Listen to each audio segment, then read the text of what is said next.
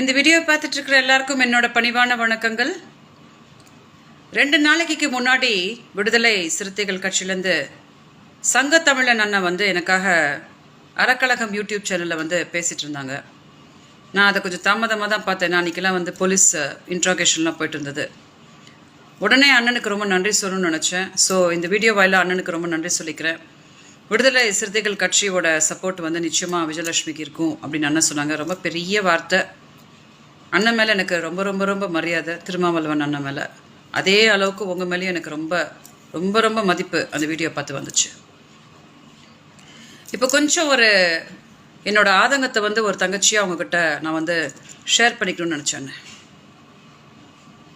ரொம்ப அழுதாச்சு, ரொம்ப துடிச்சாச்சு, ரொம்ப கதறியாச்சு. இழந்துக்கிறதுக்கு ஒன்றும் கிடையாது. உடல் ரீதியாக மன அளவில் எல்லா அளவுலையும் நான் ரொம்ப ரொம்ப ரொம்ப நொந்து போய் நொறுங்கி போய் நின்றுட்டுருக்கேன். நான் சொல்கிறது எதுவுமே பொய் கிடையாது. 2008லேருந்து 2011 வரைக்கும் கிட்டத்தட்ட அந்த காலகட்டம் நானும் சீமானும் கணவன் மனைவியாக வாழ்ந்தது உண்மை. இதை பார்த்த பல பேர் இருக்காங்க. ஆனால் யாருக்கும் முன் பேசுகிறதுக்கு தைரியம் இல்லை. உச்சக்கட்ட போரில் இருந்துச்சு அந்த காலம். நாங்கள் வாழ்ந்த காலகட்டம் இலங்கையில் ரொம்ப உச்சக்கட்ட போர். தலைவருக்கு இந்த விஷயத்தை தெரியாமல் கொஞ்சம் எடுத்துகிட்டு போக வேண்டிய சூழ்நிலைக்கு அவரை என்னையுமே கொஞ்சம் கட்டுப்படுத்தி வச்சு இந்த உறவே ரொம்ப ரொம்ப ரொம்ப ரகசியமாக வச்சுருந்தார். உங்களுக்கு தெரியும், சீமானோட ஸ்வபாவம்லாம் உங்களுக்கு தெரியும். என்னால் ஒன்றும் பெருசாக அவரை எதிர்த்து ஒன்றும் பண்ண முடியல. நான் நினைக்கிற மாதிரி என்னால் ஒன்றுமே நடத்திக்க முடியல. இப்போது 2011 அவருக்கு ஏதோ என்ன மாறினார், எதுக்கு மாறினார்னு எனக்கு தெரியல. என்னைய கொஞ்சம் பெங்களூர் போயிடுங்க அப்படின்னு சொல்லிட்டு கொஞ்சம் வற்புறுத்த ஆரம்பிச்சார். அப்புறம் தான் எனக்கு தெரிய வந்துச்சு, இவர் வேறு ஏதோ ஒரு பொண்ணு, அதான் கைல்விலியோட உறவு அவருக்கு ஸ்டார்ட் ஆயிடுச்சு போல். அதனால தான் என்னைய பெங்களூர் போக சொல்ல ஆரம்பிச்சார் போலக்கன்றது எனக்கு ரொம்ப தாமதமாக தான் தெரிய வந்துச்சு.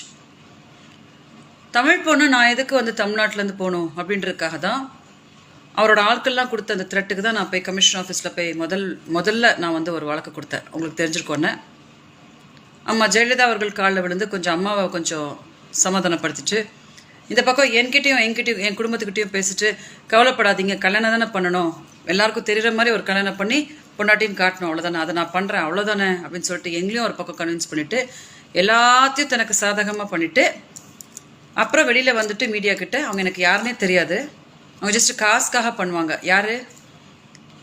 நான், எங்கள் அக்கா, எங்கள் அம்மா, நாங்கள் நிறைய எங்களோட நகைங்களெல்லாம் விற்று சீமானுக்கு கொடுத்துருக்கோம். நிறைய காசு கொடுத்துருக்கோம். சரி, அதெல்லாம் கூட விட்டுடலாம். ஒரு பெண்ணாக நான் என் மானத்தையே இழந்திருக்கேன், என் வாழ்க்கையே இழந்திருக்கேன். உடல் ரீதியாக நான் என்னென்னலாம் எப்படிலாம் என்னை துன்பப்படுத்திருக்காரு அப்படின்னு நான் சொல்லியிருக்கேன். இது உங்களுக்கு எல்லாம் தெரிஞ்சிருக்கும். இப்போ 2011 எனக்கு அவங்க யாருன்னே தெரியாது, அவங்க காசுக்காக பண்ணுறாங்க அப்படின்னு இந்த நாம் தமிழர் கட்சிக்காரங்கள்ட்ட சொல்கிறாங்க. அவங்க கண்மூடித்தனமாக இதை கேட்டுட்டு என்னை கொச்சையாக படுத்துகிறாங்க. ஏண்டா வாழ்கிறேன் அப்படின்னு சொல்லி என்ன பண்ணுறாங்க. தமிழ்நாட்டில் வாழவே விட மாட்டோம் அப்படின்னு பண்ணுறாங்க. இதுக்கெல்லாம் என்ன பண்ணுறதுன்னு எனக்கு தெரியாமல் நான் வீடியோ போட்டுட்டு கெஞ்சிட்ருக்கிறேன் சீமான்கிட்ட. இப்போது மார்ச்சில் மார்ச் இந்த வருஷம் மார்ச் ஒரு பேச்சுவார்த்தைக்கு வராரு. அதான் திமுகவோட காலகட்டத்தில் அவருக்கு ரொம்ப அசிங்கமாக இருக்கான். நான் பேசுகிற வீடியோஸ்லாம் திமுககாரங்க பார்க்குறதுனால ரொம்ப கஷ்டமாக இருக்குது அப்படின்னு சொல்லிட்டு நான் மாதம் 50,000 கொடுத்துட்றேன், நீங்கள் பெங்களூர்லேயே இருங்க, அடுத்த வருஷம் 2024 மார்ச் வரைக்கும் நீங்கள் பெங்களூர்லேயே இருங்க, எம்பி எலெக்ஷன்லாம் முடிஞ்சதுக்கப்புறம் நான் சொல்கிறேன், அப்புறம் நீங்கள் கிளம்பி வாங்க, என்னை பற்றி எதுவும் அவதூறாக பேச வேணாம், நாம் பேசியிருக்கிற இந்த நான் மாதம் 50,000 கொடுக்குறேன் அப்படின்றது கைல்விழி குடும்பத்துக்கோ கைல்விழிக்கோ நாம் தமிழர் கட்சியில் இருக்கக்கூடியவங்களுக்கோ ஊடகங்களுக்கோ யாருக்குமே உலகத்தில் தெரியக்கூடாது, எனக்கும் உங்களுக்கும் செல்வத்துக்கும் தவிர அப்படின்னு சொல்லிட்டு அவர் பேசுகிறார். சரி, நானும் நினச்சேன் என்ன தான் பார்ப்போம் அப்படின்னு கொஞ்சம் நான் பொறுமையாக பார்த்தா, தினம் என்கிட்ட வீடியோஸ் வாங்குறாங்க. அண்ணே தினம் என்கிட்ட மதுரை செல்வம் சீமானுக்கு படுக்கிறதுக்கு முன்னாடி என்னோட வீடியோ பார்த்துட்டு தான் படுக்கணுமா. அதில் 3:30 மணிக்கு தான் தூங்குவாராம். அந்த 3:30 மணி வரைக்கும் எனக்கு கால் வரும் எனி டைம்.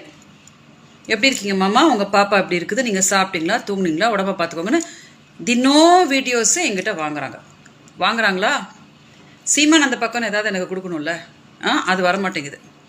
அப்போ நான் செல்வங்கிட்ட கேட்டேன், இந்த மாதிரி நான் தான் தம்பி கொடுத்துட்ருக்கேன், மாமாவை கொஞ்சம் என்கிட்ட பேச சொல்லுங்கள் அப்படின்னு சொன்னால், சீமானோட கான்டாக்ட் நம்பரை எனக்கு கொடுக்க மாட்டேங்கிறாங்கண்ணே. சீமானோட கான்டாக்ட் நம்பரை இந்த மதுரை செல்வம் கொடுக்க மாட்டேங்கிறான். அப்படியே வாழைப்பழம் மாதிரி பேசி பேசி சீமான் சார்பாக அவன் எடுத்துகிட்டு போயிட்டுருக்கான். அப்புறம் நான் ஒரு நாள் கேட்டேன், நீ விட்டுருப்பா, சீமானுக்கு பேச இஷ்டம்லாம் விட்டுரு அப்படின்னா, அன்றைக்கி எங்கள் அக்காவோட பிறந்த நாள். அப்போ வந்து உடனே ஒரு ஆடியோ கிளிப் அனுப்பிச்சாரு. செல்வம் சொன்னோடனே ஒரு ஆடியோ கிளிப் எங்கள் அக்காவுக்கு வாழ்த்துக்கள் சொல்லி அனுப்புறாரு. என்கிட்ட பேச மாட்டேங்கிறார். நானும் பார்த்தேன், சரி இது வந்து சரியாக போகிற மாதிரி தெரில அப்படின்ட்டு, வேண்டாம் தம்பி நிப்பாட்டிடுங்க, நீங்கள் காசுலாம் கொடுக்க வேணாம், என்னால் பெங்களூரில் வாழ முடியாது, நான் என் மக்கள் கூட வாழணும், நான் போய் கம்ப்ளைண்ட் கொடுத்துட்டு முறையாக கமிஷனர் ஆஃபீஸில் முதலமைச்சர் ஐயாவையும் சந்திச்சு நான் வந்து தமிழ்நாடு மக்கள் கூட எப்படி வாழணுமோ நான் வாழ்ந்துக்கிறேன் அப்படின்னு சொன்னால், சீமானை வந்து எனி காஸ்ட் பேச வைக்கிறதா இல்லை. அப்புறம் திரும்பியும் நான் இன்னொரு வீடியோ போட்டு சீமானுக்கு சொன்னால், நீங்கள் காசு போடுறது நிப்பாட்டிடுங்க அப்படின்னு சொன்னால், 6 ஆடியோ கிளிப் ஆபாசமாக குடிச்சிட்டு மதுரை செல்வம் எனக்கு அனுப்புறான்னு. என்ன அனுப்புறான்னு பார்த்தா, மார்ச்லேருந்து ஆகஸ்ட் வரைக்கும் என்னோட வங்கியில் வந்து 3.5 லட்சம் டோட்டல் போட்டிருக்காங்க. அதாவது 50-50-50ன்னு எடுத்தோம்னா 3.5 லட்சம் வந்து வருது. அவ்வளோதான்.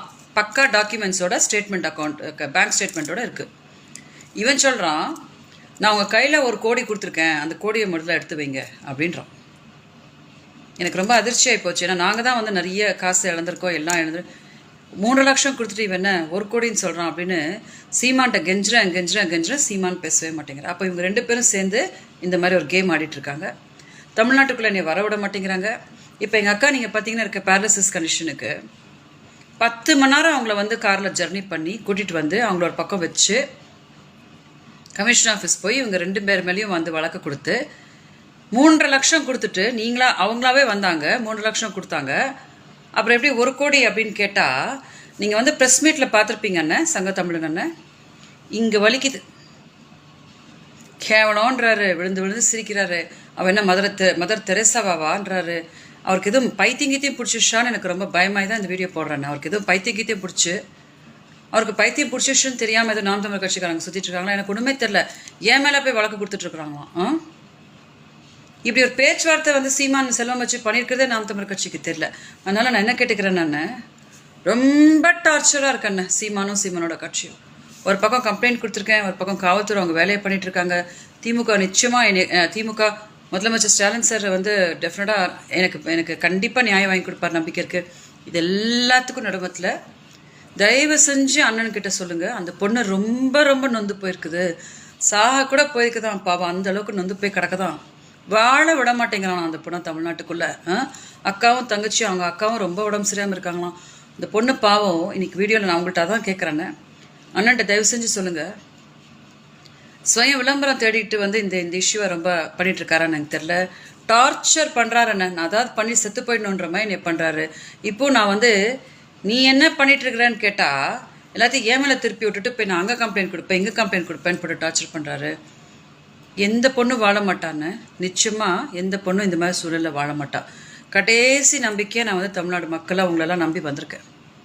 ரொம்ப மன அழுத்தம் கொடுத்தா, ஏதாவது முன்ன பின்ன ஆகி நான் செத்து போயிட்டா கூட இவர் ரொம்ப சந்தோஷப்படுவார். ஆனால் நீங்கள்லாம் பெரியவங்க அது ஒரு பொண்ணுக்கு பண்ணாதப்பா அப்படின்னு தயவு செஞ்சு முடிஞ்சால் நீங்கள் தயவு செஞ்சு சீமானுக்கு வந்து அண்ணனை வச்சு கொஞ்சம் சொல்ல வைங்க அப்படின்னு இந்த வீடியோவை நான் ரொம்ப பணிவாக கேட்டுக்கிறேன். மீண்டும் ஒரு வாரம் சொல்லிக்கிறேன், சங்க தமிழன் அண்ணன், விடுதலை சிறுத்தைகள் கட்சியோட சப்போர்ட் விஜயலட்சுமிக்கு இருக்கும் அப்படின்னு நீங்கள் சொன்னது ரொம்ப பெரிய வார்த்தை. அண்ணனுக்கு என்னோட நன்றியை நான் தெரிவித்த நன்றி அண்ணனுக்கு சொல்லுங்கள். டெஃபினட்டாக வந்து கொஞ்சம் சீமான்கிட்ட பேசி விஜயலட்சுமியை மேலும் மேலும் மேலும் மேலும் காயப்படுத்துறதுனால உனக்கு எந்த நன்மையும் ஆக போகிறதில்ல அப்படின்னு முடிஞ்சால் அந்த மரமண்டைக்கு புரியும் அப்படின்னா தயவு செஞ்சு கொஞ்சம் வந்து சீமானை புரிய வைங்கண்ணே. ஸோ இந்த வீடியோ பார்த்துட்டு இருக்க எல்லாருக்கும் வணக்கத்தை தெரிவிச்சுக்கிறேன். வணக்கம்.